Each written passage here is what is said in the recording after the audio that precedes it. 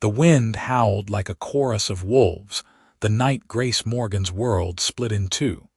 And she would never forget the sound of her sister's screams cutting through the blizzard that threatened to bury them all alive. Grace pressed her gloved hands against the wagon's wooden frame, her breath coming in short gasps as she watched Catherine thrash in the back, clutching her swollen belly with fingers gone white from pain and cold.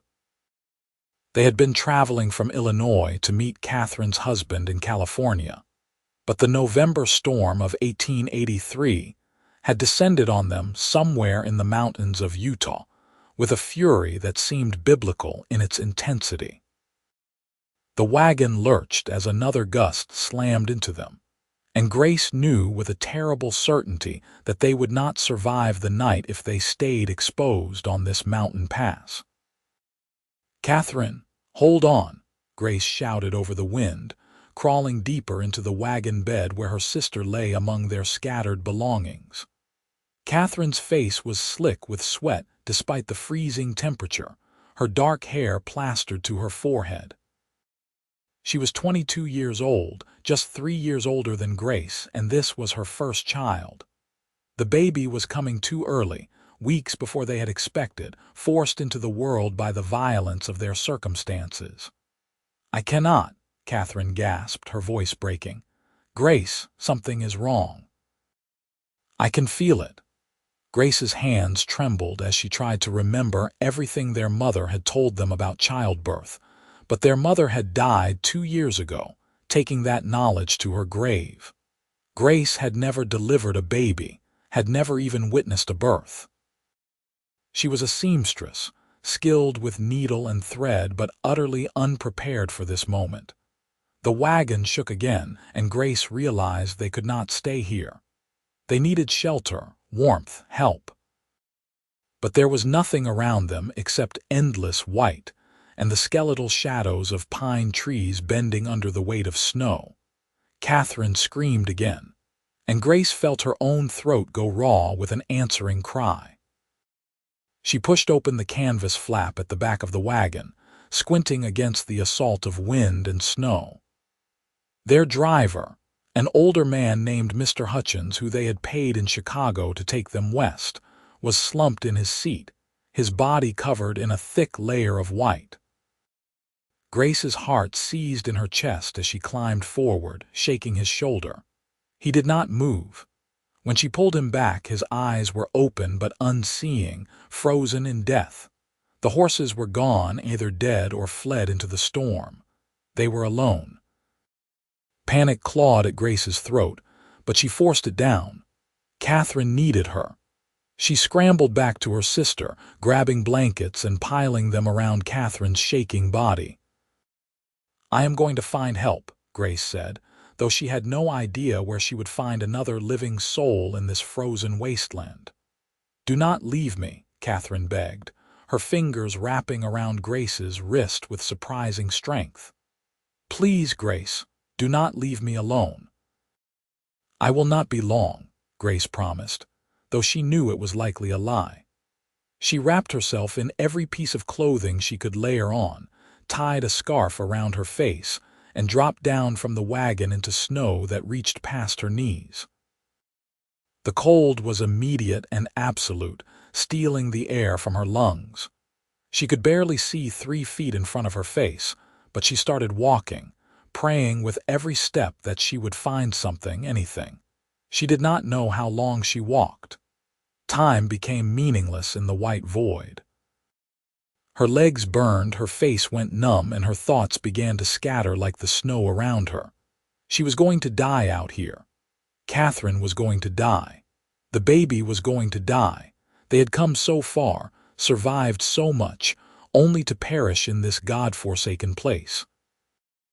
Grace's foot caught on something, and she fell forward, her hands sinking deep into a drift. She lay there for a moment, wanting nothing more than to close her eyes and let the cold take her. But then she heard it, faint beneath the roar of the storm, a horse's whinny. Grace forced herself to her feet and stumbled forward. The shape materialized slowly through the blizzard, a cabin, small and solid, with smoke rising from its chimney. Relief flooded through her so powerfully that her knees buckled. She half crawled, half ran to the door and pounded on it with frozen fists. "Help!" she tried to shout, but her voice was barely a whisper. "Please help us." The door swung open, and Grace fell forward into warmth and light.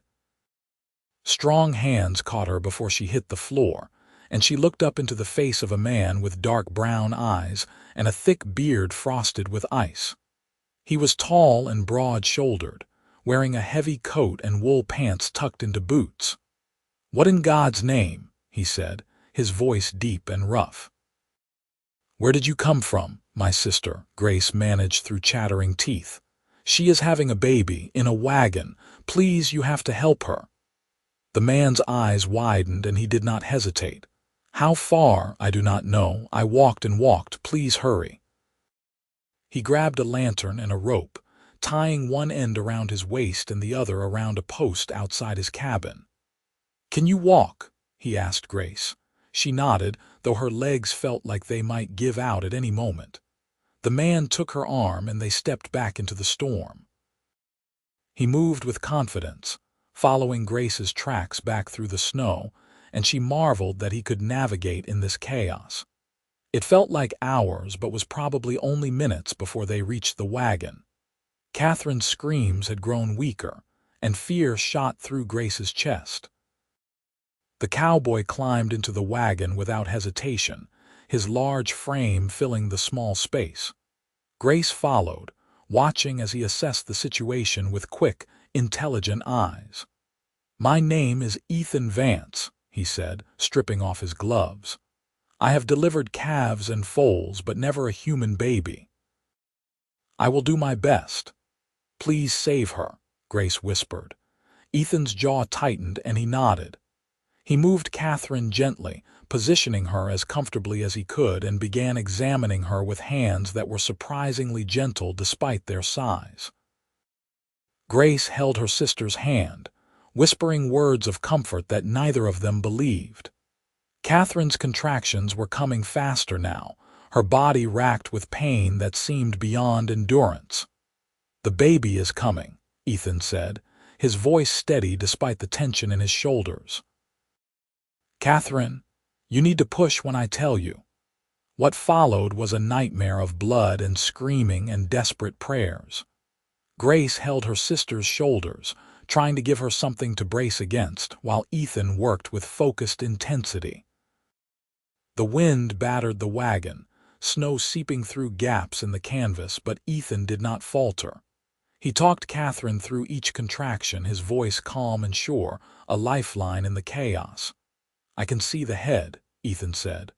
"One more push, Catherine, just one more." Catherine gathered what little strength she had left and pushed, her scream tearing through the night. And then, suddenly, there was a different cry, high and thin and impossibly fragile. Ethan lifted the baby, a tiny girl covered in blood and vernix, and wrapped her quickly in a blanket. He handed the infant to Grace, who stared down at her niece with tears streaming down her frozen cheeks. "She is alive," Grace breathed. "Catherine, you did it. She is alive." But Catherine did not respond. Grace looked up to see her sister's eyes fluttering closed, her face gone deathly pale. "Catherine," Grace said, her voice rising in panic. "Catherine." Ethan was already moving, trying to stop the bleeding, but there was too much blood, far too much. It soaked through the blankets, pooled beneath Catherine's body, and Grace knew with horrible certainty that they were losing her. Ethan worked frantically, his hands moving with desperate speed, but nothing he did seemed to make any difference. "Stay with us," Ethan commanded, his voice cracking. "Catherine, stay with us." Catherine's eyes opened one last time, focusing on Grace's face. "Take care of her," she whispered. "Promise me, Grace, promise me you will love her as your own." "I promise," Grace sobbed. "But you are not leaving. You are going to be fine. Catherine, please." A small smile touched Catherine's lips, and then she was gone. Her hand went limp in Grace's grip, Her chest stilled and the light left her eyes. Grace heard a sound like an animal in pain and realized it was coming from her own throat. She clutched the baby to her chest with one arm while her other hand tried to shake Catherine awake, tried to pull her back from wherever she had gone. Ethan's hand closed gently over Grace's. "She is gone," he said softly. "I am so sorry. There was too much damage. I could not stop it." Grace could not breathe, could not think. Her sister, her only family, was dead. They had survived poverty and illness and the long journey west, only for Catherine to die here in this frozen wagon, her baby crying in Grace's arms. The unfairness of it, the sheer cruelty, was too much to bear. But the baby was crying, and Grace realized she needed warmth and milk and care. She looked at Ethan through her tears and saw his face was also wet, though whether from snow or tears she could not tell. "We need to get to shelter," he said. "Can you carry the baby?" Grace nodded numbly. Ethan wrapped Catherine's body in clean blankets with a tenderness that made Grace's heart ache, then lifted her in his arms as though she weighed nothing. He climbed out of the wagon, and Grace followed with the baby pressed against her chest, trying to shield her from the cold. The walk back to the cabin was a blur of white and cold and grief so heavy that Grace thought it might crush her. Inside the cabin, Ethan laid Catherine's body on his bed, straightening her limbs and folding her hands across her chest. Grace stood in the doorway holding the baby, unable to look away from her sister's still form. This could not be real. It could not be happening. "The baby needs to eat," Ethan said gently. "I have a cow in the barn. I can get milk." Grace nodded, sinking into a chair by the fire. The warmth felt wrong somehow, obscene in the face of such loss.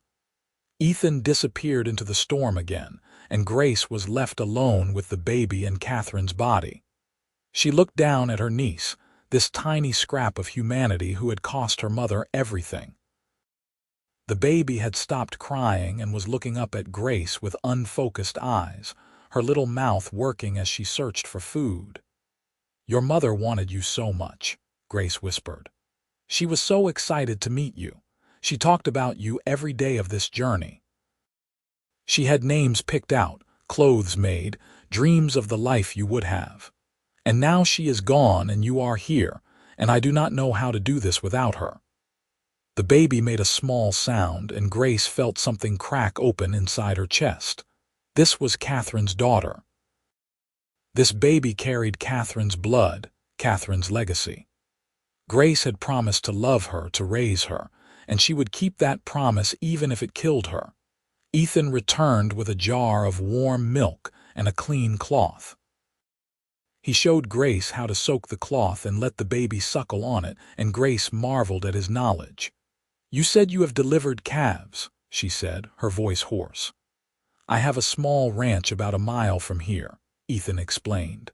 "My cattle and horses are in the barn. I came here to this line cabin to wait out the storm. I am lucky I did, or I never would have heard you at the door." "Lucky," Grace repeated bitterly. The word tasted like ash in her mouth. Ethan's face softened. "I am sorry. That was thoughtless.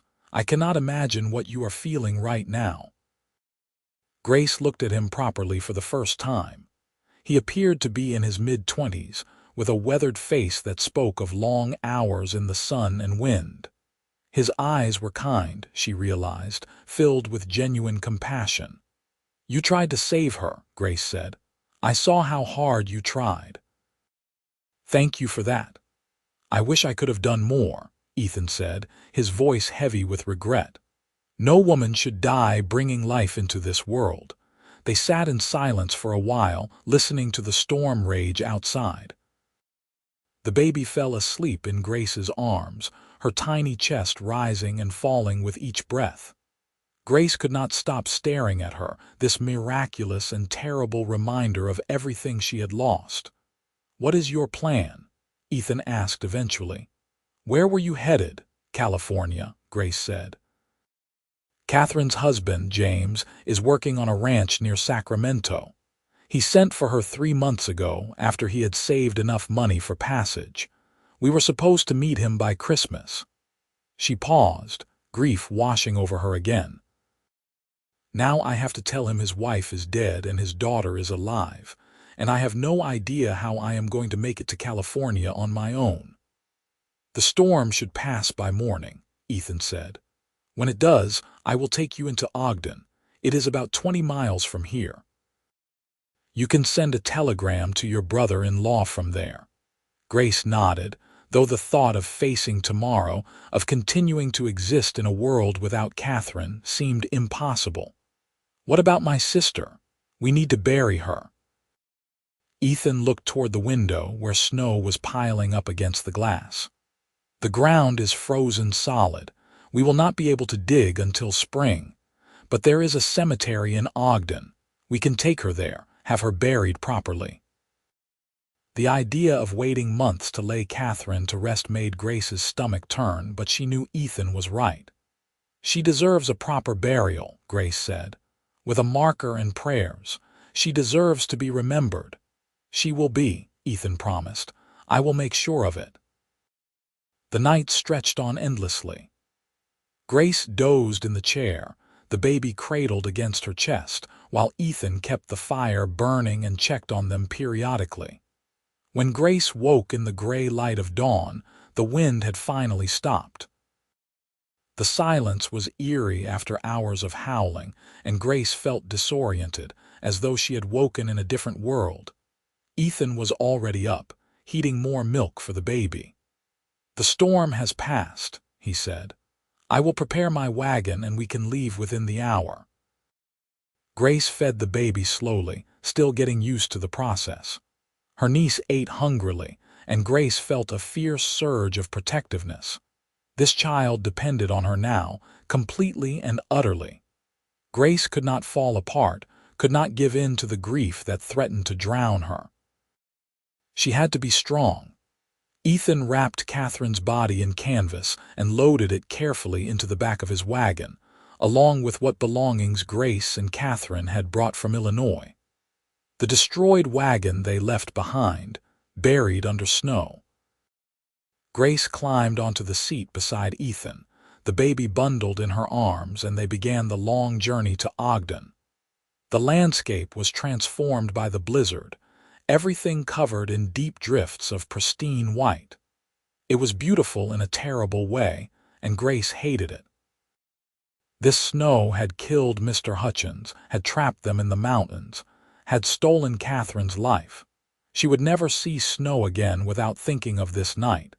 Ethan drove in silence, giving Grace space for her grief. She appreciated that more than she could say. Some people felt the need to fill silence with empty platitudes, but Ethan seemed to understand that there was nothing to say that would make this better. He was simply there, a steady presence beside her. They reached Ogden by late afternoon. It was a small but bustling town, with wide streets and buildings made of wood and brick. People stared as they passed, perhaps wondering about the grim-faced cowboy, the young woman with a newborn, and the canvas-wrapped bundle in the back of the wagon. Ethan pulled up outside a building with a sign that read Ogden Telegraph Office and helped Grace down. Inside, Grace composed a telegram to James with shaking hands. "Your daughter born. Catherine died in childbirth. I am bringing baby to Sacramento. Grace." She paid the operator with coins from Catherine's purse, feeling like she was moving through a dream. "We need to find a doctor to check on the baby," Ethan said when they were back outside. "And we need to arrange for your sister's burial."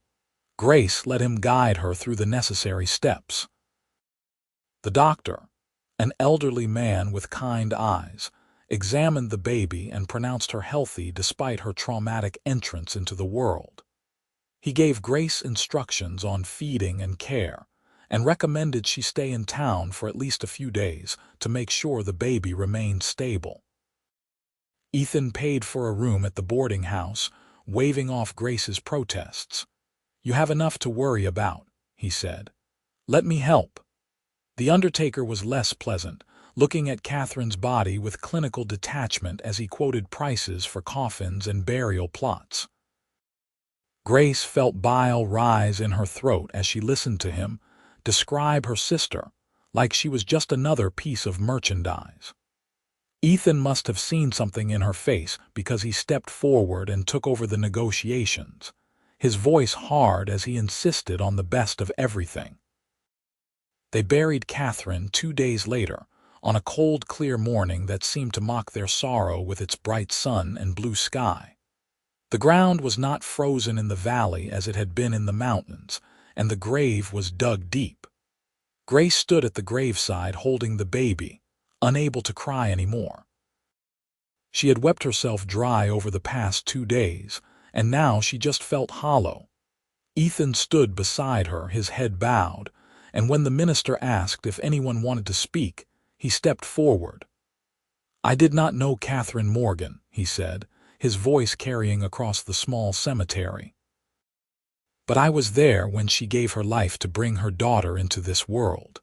She was brave beyond measure, and she loved this child more than her own life. Her memory will live on in her daughter and in all of us who witnessed her courage." Grace felt tears come then, hot and fast, and she was grateful for them. She needed to cry, needed to release some of the pressure building in her chest. When the service ended and the first shovel of dirt fell on Catherine's coffin, Grace whispered a final goodbye to her sister and turned away. Over the next week, Grace settled into a routine at the boarding house. She fed the baby every few hours, changed her, rocked her, learned the different meanings of her cries. Ethan came by every day, bringing fresh milk from his ranch and checking to make sure they had everything they needed. He was unfailingly patient and kind, never making Grace feel like she was a burden. "You do not have to keep helping us," Grace said one afternoon as Ethan sat by the fire, watching her feed the baby. "You have done so much already." "I want to help," Ethan said simply. "Besides, I have nothing else pressing. My ranch hand is managing things while I am here." Grace studied his face, trying to understand why this stranger would be so generous. "Why?" she asked. "Why are you doing all this for us?" Ethan was quiet for a moment, his eyes distant. 5 years ago, my younger sister died of fever. She was 16 years old, and I was not there when it happened. I was off chasing dreams of being a cattleman, too busy to come home when she got sick. By the time I got my mother's letter, Sarah had been dead for 3 weeks. He paused, pain flickering across his face. I have lived with that regret every day since. So when I see someone who needs help, someone I can actually do something for, I do it. Maybe it does not make up for failing Sarah, but it makes the guilt a little easier to bear. Grace felt her heart contract with sympathy. "I am sorry about your sister, but you did not fail her, Ethan. You could not have known." "Maybe," Ethan said, "but I still wonder if things would have been different if I had been there." They sat in silence for a while, two people bound together by grief and circumstance. Grace realized she was starting to depend on Ethan's visits, to look forward to his steady presence. He made her feel less alone in this strange town, less overwhelmed by the enormity of what lay ahead. "Have you heard back from James?" Ethan asked. Grace shook her head. "Not yet. I sent the telegram 9 days ago. It could take weeks for him to respond if he responds at all." She hesitated, voicing a fear that had been growing in her mind. What if he does not want the baby? He and Catherine had only been married 6 months before he left for California. What if he does not want to be saddled with a daughter when his wife is dead? "Then you will figure something else out," Ethan said firmly. "You are stronger than you think, Grace." She wanted to believe him, but she felt anything but strong. She was 19 years old, alone in Utah with a newborn baby and barely enough money to survive. Her future stretched ahead of her like a dark tunnel with no light at the end. 2 weeks after Catherine's death, A telegram finally arrived from James. Grace's hands shook as she opened it. Devastated by news, coming to Ogden, arrive mid-January. James. Grace felt relief and dread in equal measure.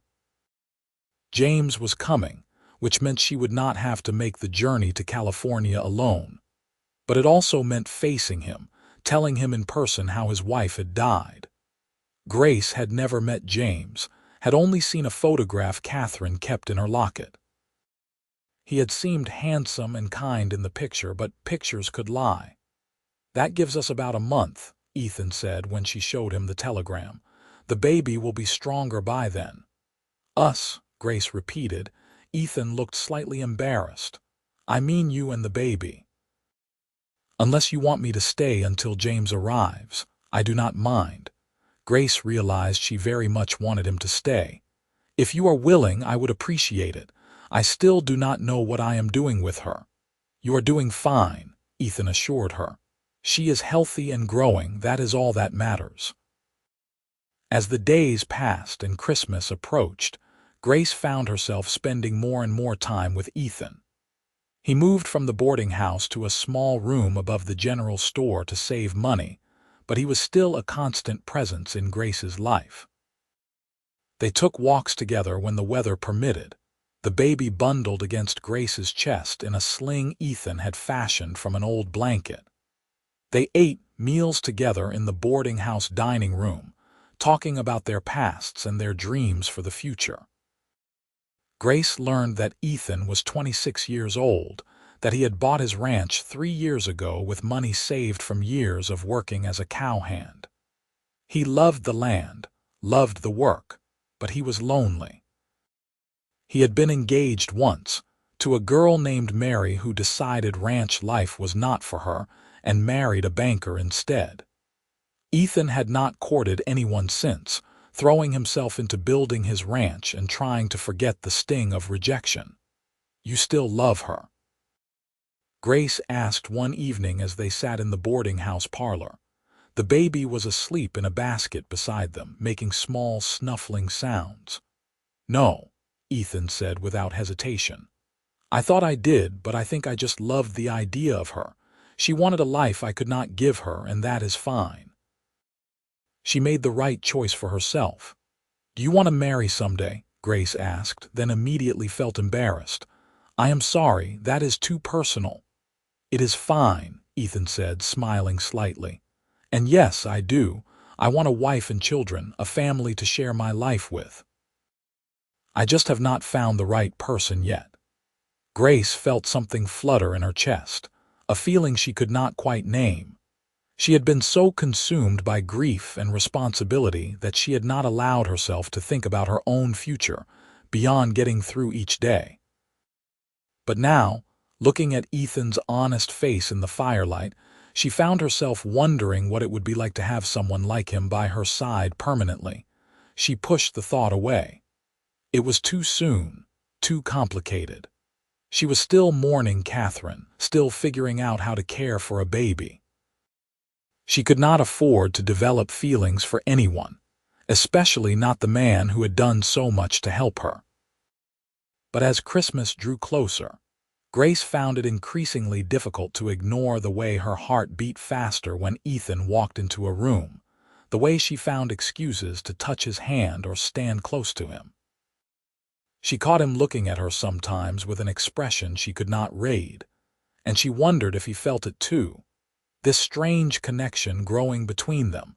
On Christmas Eve, Ethan arrived at the boarding house with a small pine tree and a bag of supplies. "I thought we should celebrate," he said. "Even though things have been hard, there is still good in the world. This baby is proof of that." They decorated the tree with paper chains and popcorn strings, and Ethan produced a wooden rattle he had carved for the baby. Grace held it up, admiring the smooth wood and the careful craftsmanship. "This is beautiful," she said. "Thank you." "What is her name?" Ethan asked. "You still have not told me." Grace looked down at her niece, sleeping peacefully in her basket. Catherine wanted to name her Clara if she was a girl. Clara Rose Morgan, but I have been afraid to name her, afraid it would make everything too real." "Clara is a lovely name," Ethan said softly. "And it is real, Grace. All of this is real." Grace nodded, tears pricking her eyes. "Clara Rose Morgan," she said, testing the name. "Hello, Clara. I am your Aunt Grace, and I love you so much." That night, Grace and Ethan sat up late talking, sharing a bottle of wine Ethan had brought from his ranch. The alcohol loosened Grace's tongue, and she found herself telling him things she had never told anyone, about her childhood in Illinois, about the poverty they had lived in after their father died, about how hard Catherine had worked as a seamstress to support them both. "She was so smart," Grace said, her words slightly slurred. "She could have done anything, been anything, but she spent her life taking care of me, and then she met James and she was so happy. Finally, she had a chance at a better life, and now she is dead and it is not fair." "No," Ethan agreed. "It is not fair at all." Grace wiped her eyes, trying to pull herself together. "I am sorry. I am ruining Christmas." "You are not ruining anything," Ethan said. He reached out and took her hand, his fingers warm and calloused. "Grace, you are one of the bravest people I have ever met. You have been through hell and you are still standing. You are taking care of Clara. You are making plans for the future. Your sister would be so proud of you." Grace looked into his eyes and felt something shift inside her, something profound and terrifying. She was falling in love with this man, this kind, patient cowboy who had appeared in her darkest hour like an answer to a prayer. It was too soon, too fast, but she could not deny what she felt. "Ethan," she whispered, and then she did not know what else to say. He seemed to understand anyway. He leaned forward slowly, giving her time to pull away, and kissed her gently. His lips were soft and warm, and Grace felt herself melting into him. When they broke apart, she was breathless. "I am sorry," Ethan said, though he did not look sorry. "I should not have done that." "No," Grace said. "I wanted you to." They sat there holding hands, the fire crackling beside them, and Grace felt a small spark of hope kindle in her chest. Maybe there was a future for her beyond grief and obligation. Maybe she could have something for herself. Over the next few weeks, Grace and Ethan grew even closer. They were careful not to move too fast, aware that Grace was still processing her sister's death and adjusting to motherhood.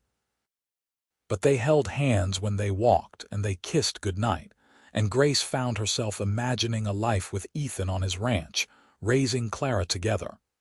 "What will you do when James arrives?" Ethan asked one afternoon in early January. They were sitting in Grace's room, watching Clara sleep. "Will you go to California with him?" The question had been weighing on Grace's mind for days. "I do not know," she admitted. "James is Clara's father. He has a right to raise her. But I promised Catherine I would love her as my own. How can I do that if I am not with her?" "You could stay here," Ethan said carefully. "In Ogden, I mean, or at my ranch, if you wanted to." Grace's heart leaped. "Are you asking me to stay?" "I am asking you to consider it," Ethan said. "I know this is all happening very fast, and I do not want to pressure you. But Grace, I have feelings for you, strong feelings, and I think you might feel the same way." "I do," Grace admitted. "But what about Clara?" "She is not my daughter, Ethan. She is James's daughter." "Then we will figure it out together," Ethan said. "Whatever happens, I want to be here for you. If you will have me." Grace felt tears spill down her cheeks, but they were not entirely sad. "Yes," she said. "Yes, I want that too."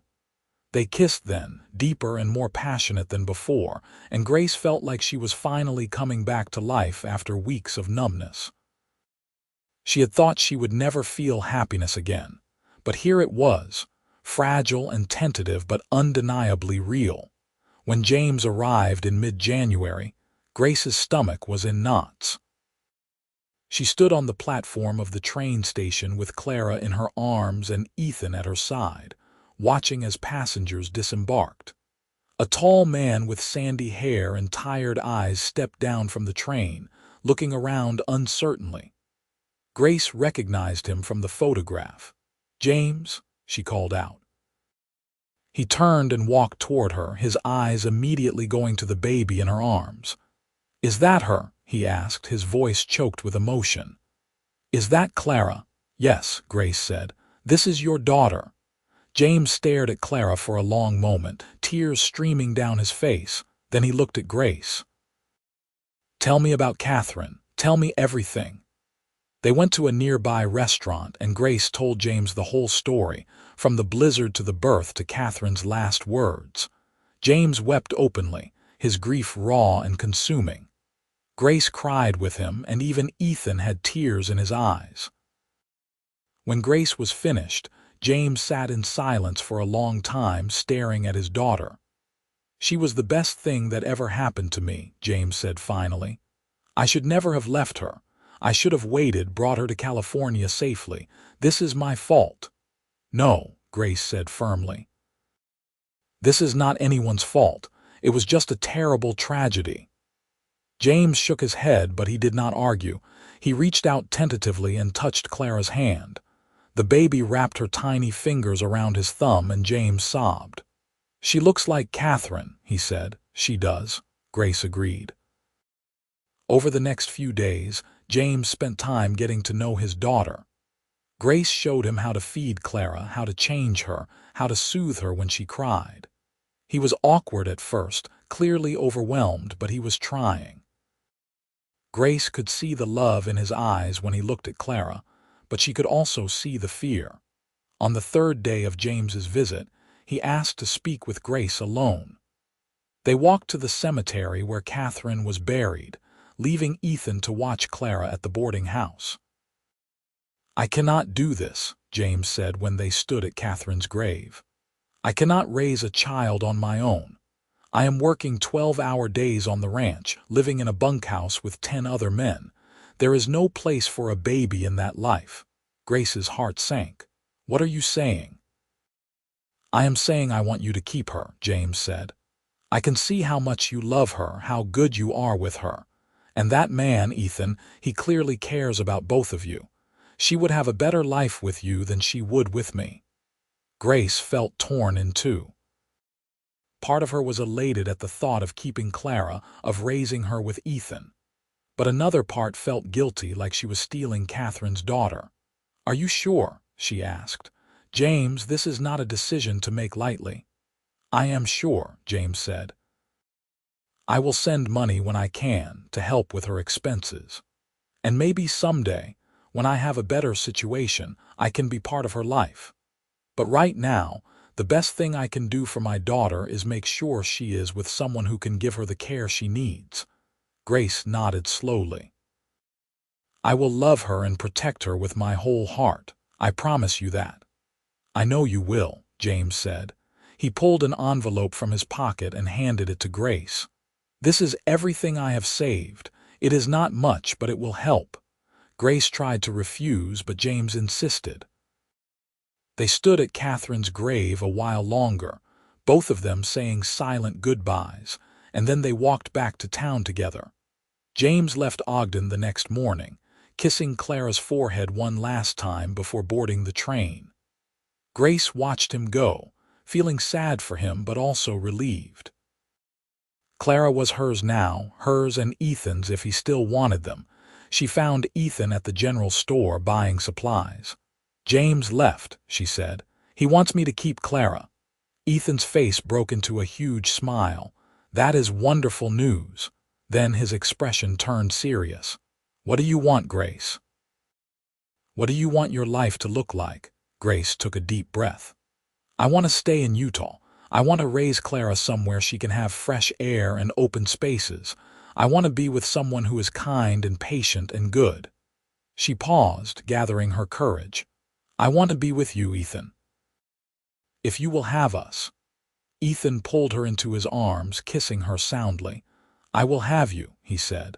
"I will have both of you, today and every day for the rest of my life." They were married 3 weeks later in a small ceremony at the Ogden church. Grace wore a simple blue dress, and Ethan wore his best suit. Clara was there, sleeping peacefully in a basket as Grace and Ethan exchanged vows. Grace felt Catherine's presence there with them, and she knew her sister would approve. Ethan brought them to his ranch the day after the wedding, and Grace fell in love with it immediately. The house was small but well built, with a stone fireplace and big windows that let in the sunlight. The land stretched out in all directions, covered in winter snow but beautiful nonetheless. Ethan had cattle and horses, chickens and a milk cow. It was everything Grace had dreamed of without knowing she was dreaming. "Welcome home," Ethan said, carrying her over the threshold while she held Clara. That first night in their marriage bed, Grace and Ethan made love slowly and tenderly, learning each other's bodies, whispering promises in the dark. Grace had been nervous, having never been with a man before, but Ethan was patient and gentle, making sure she felt safe and cherished. Afterward, they lay tangled together, listening to Clara's soft breathing from her cradle in the corner. "Are you happy?" Ethan asked, running his fingers through Grace's hair. "I am," Grace said, and she was surprised to realize it was true. Despite everything she had lost, despite the grief that still lived in her heart, she was happy. She had a daughter, a husband, a home. She had a future. The next few months were an adjustment. Grace learned how to run a ranch household, how to cook for ranch hands during branding season, how to preserve food and tend a garden. Ethan was patient with her mistakes, and Grace quickly became competent at the work. Clara grew stronger and more alert, smiling at them and cooing. She had Catherine's dark hair and James's blue eyes, and Grace saw her sister in her every day. Spring came to Utah with an explosion of wildflowers and green grass. Grace planted a garden, started a flock of chickens, and even learned to ride one of Ethan's gentler horses. She felt herself coming alive in this place, finding strength she did not know she possessed. In May, Grace realized she had missed her monthly courses. At first, she thought it was just the stress and changes of the past months, but when it happened again in June, she knew. She was pregnant with Ethan's child. She told him one evening as they sat on the porch watching the sunset. Clara was on a blanket at their feet, playing with the rattle Ethan had carved. "I am going to have a baby," Grace said, her voice shaking slightly. Ethan's face went through several emotions, shock, joy, fear, before settling on pure happiness. "Are you sure?" he asked. "Yes," Grace said. "I am about 3 months along, I think."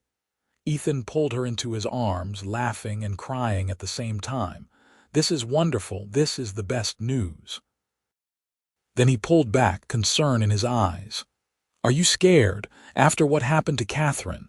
Grace had been trying not to think about that, but of course it was there, lurking in the back of her mind. "A little," she admitted, "but I am also stronger than Catherine was.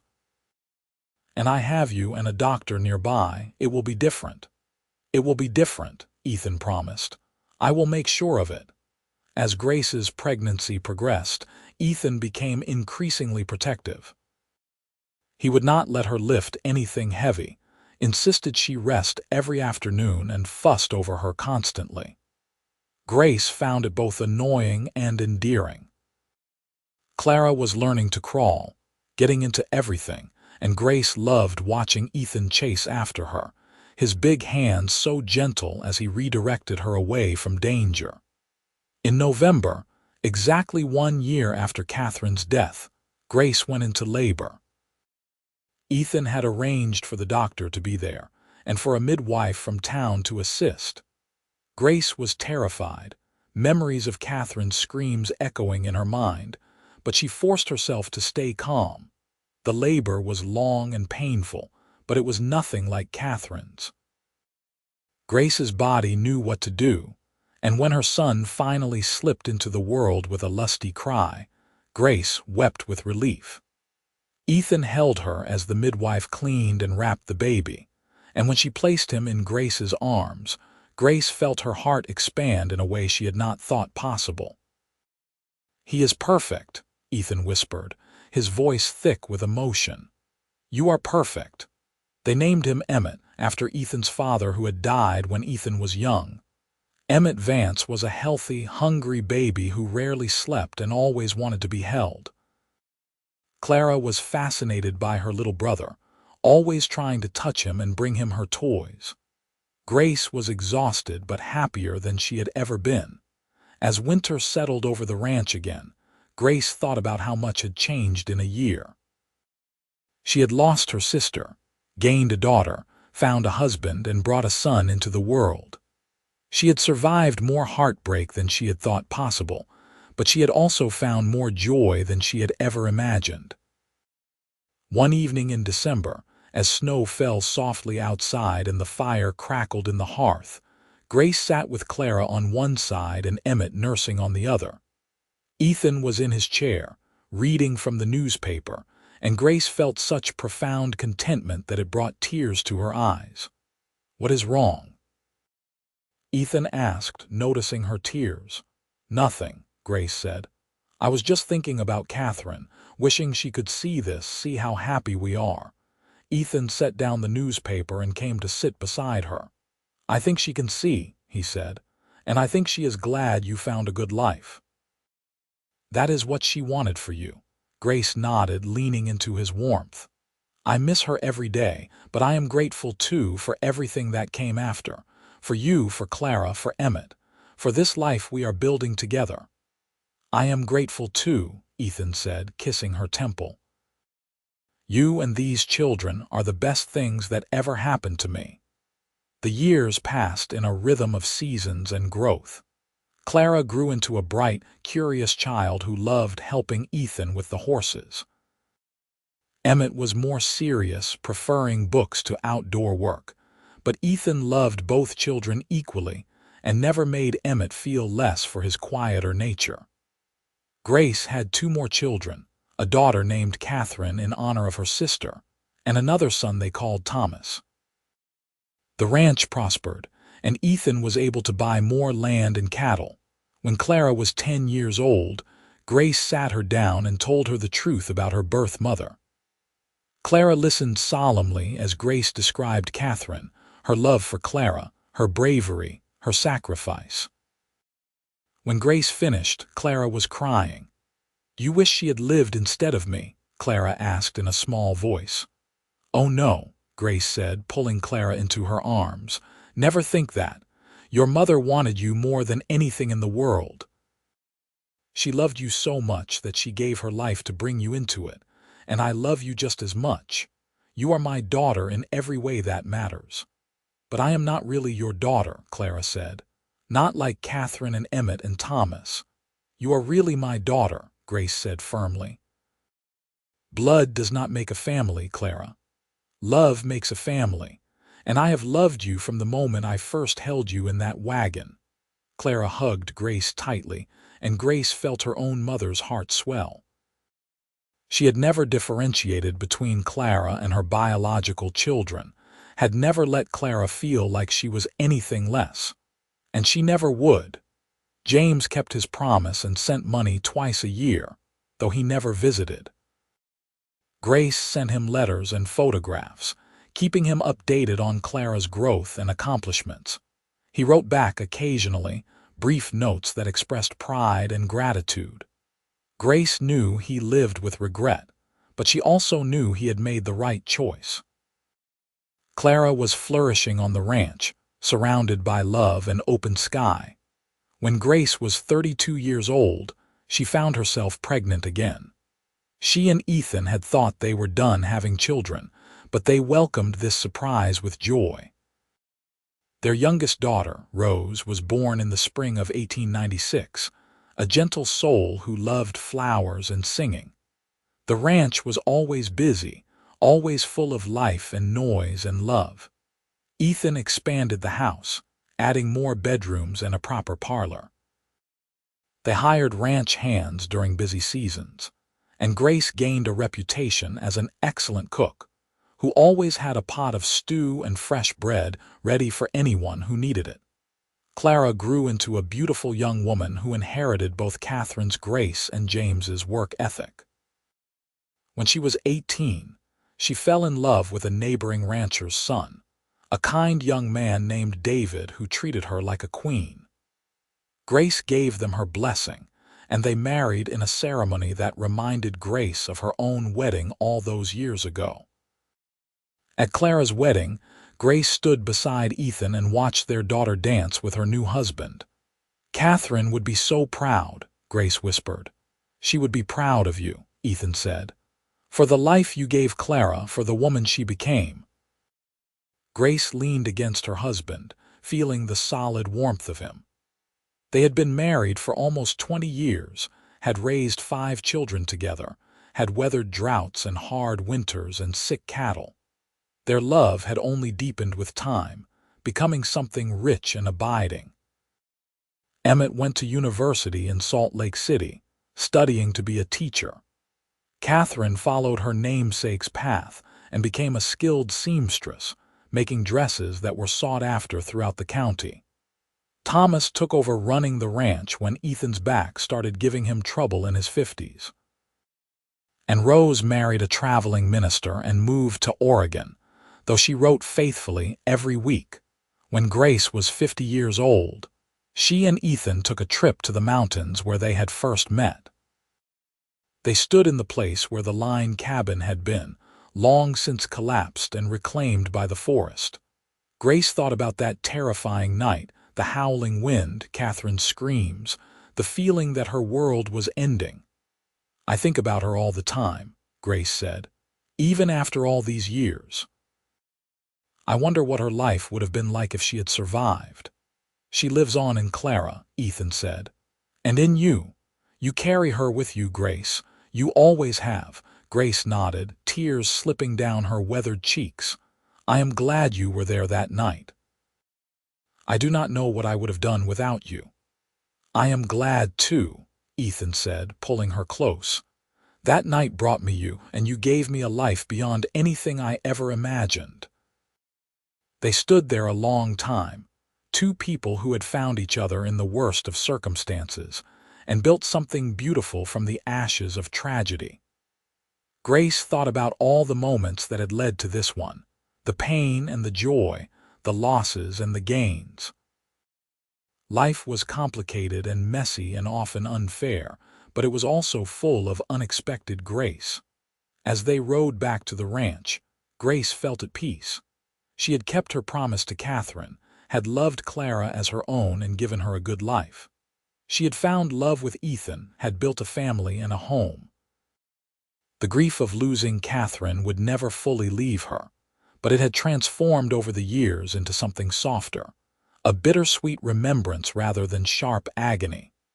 That evening, as Grace and Ethan sat on their porch watching the sun set over their land, Clara arrived with her 3 children. They came for dinner every Sunday, and the house was soon filled with the noise of grandchildren running and laughing. Grace cooked a big meal, and they all sat around the table Ethan had built with his own hands, talking and eating and enjoying each other's company. Grace looked around the table at her family, all the people she loved gathered in one place, and felt overwhelming gratitude. This life, this love, this legacy was what Catherine had died for. Not intentionally, but her sacrifice had made it all possible. Grace had taken the broken pieces of that terrible night and built something whole and good. She had survived, and more than that, she had thrived. After dinner, as Clara helped Grace wash dishes, her daughter said, "I have been thinking about my birth mother a lot lately. Do you think she would be happy with how I turned out?" Grace stopped scrubbing and looked at her daughter, this woman who carried Catherine's beauty and strength. "I know she would be," Grace said. "You are everything she hoped you would be. You are kind and strong and loving. You have built a good life with a good man, and you are raising your children with care. That is all any mother wants for her child." Clara hugged Grace, and Grace held her tight, thinking about the scared 19-year-old girl she had been, holding a newborn in a frozen wagon with no idea what the future held. She could never have imagined this, all the richness and complexity that would unfold from that dark night. Years continued to pass, bringing more grandchildren and eventually great-grandchildren. Ethan's hair went white, and Grace's face was lined with wrinkles earned from years of laughter and tears. Their children took care of them as they aged, and Grace was grateful to grow old surrounded by so much love. On a spring evening in 1915, when Grace was 68 years old, she and Ethan sat on their porch as they had done thousands of times before. The ranch had been passed to Thomas, who ran it with the same care and dedication Ethan had shown. All of Grace's children lived nearby except Rose, who visited as often as she could. "You have any regrets?" Ethan asked, taking Grace's weathered hand in his. Grace thought about the question carefully. "I regret that Catherine did not get to live the life she deserved. I regret that she never got to know her daughter or see the woman Clara became. But I do not regret anything else. Every choice I made, every step I took, led me here. Led me to you, to our children, to this life. How could I regret any of that?" "I have no regrets either," Ethan said. "Except maybe that I did not find you sooner." Grace smiled, leaning her head on his shoulder. They sat in comfortable silence, watching the sun paint the sky in shades of orange and pink. Grace thought about all the sunsets she had witnessed from this porch, all the seasons that had cycled through. She thought about the baby who had been born in a blizzard and grown into a wonderful woman. She thought about the cowboy who had appeared in her darkest hour and stayed by her side ever since. "I love you," Grace said. "I do not say it enough, but I love you more than words can express." "I love you too," Ethan replied. "You are the best thing that ever happened to me." They stayed there until the stars came out. Two souls who had found each other against all odds and built a life that was worth the pain it took to get there. Grace felt Catherine's presence in the gentle breeze, and she knew her sister was at peace, knowing that her daughter had been loved and cherished. As Grace finally stood to go inside, Ethan's hand still clasped in hers, she looked up at the stars and whispered a quiet thank you to the universe, to God, to Catherine, to whatever force had guided her through the darkness and into the light. She had survived the worst thing she could imagine, and she had come through it not just intact but transformed. She had learned that love could grow even in the coldest soil, that family was what you made of it, and that the human heart had an infinite capacity for both grief and joy. Inside the house, Grace and Ethan climbed into the bed they had shared for over 3 decades. As Ethan's arms wrapped around her and his breathing slowed into sleep, Grace closed her eyes and felt profoundly grateful for every moment of her complicated, beautiful life. She had been given a second chance when Catherine died, a chance to live not just for herself but for her sister too. And she had done her best to live fully, to love deeply, to build something lasting. The next morning, Grace woke to sunlight streaming through the windows and birds singing outside. She went about her day with the same quiet contentment she had felt for years, helping Thomas with the ranch accounts, playing with her grandchildren when they visited, preparing dinner for Ethan. It was an ordinary day, and that was what made it extraordinary, the simple beauty of a life well lived. As the years continued to unfold, Grace remained a pillar of her community, known for her kindness and wisdom. When young women in town faced difficult pregnancies or lost loved ones, they came to Grace for comfort, knowing she understood their pain. She listened without judgment, offered practical help, and reminded them that they were stronger than they knew. Clara remained close to Grace throughout her life, and they developed a relationship that went beyond mother and daughter. They were friends, confidantes, partners in life's joys and sorrows. Clara named her own daughter Catherine Grace, ensuring that both her birth mother and the woman who raised her would be remembered. When Grace was 72 years old, Ethan passed away peacefully in his sleep. Grace mourned him deeply, feeling like half of herself had been torn away. But she also felt grateful that they had shared so many years together, that he had given her a love story beyond anything she had dreamed possible. Grace lived 5 more years after Ethan's death, surrounded by her children and grandchildren.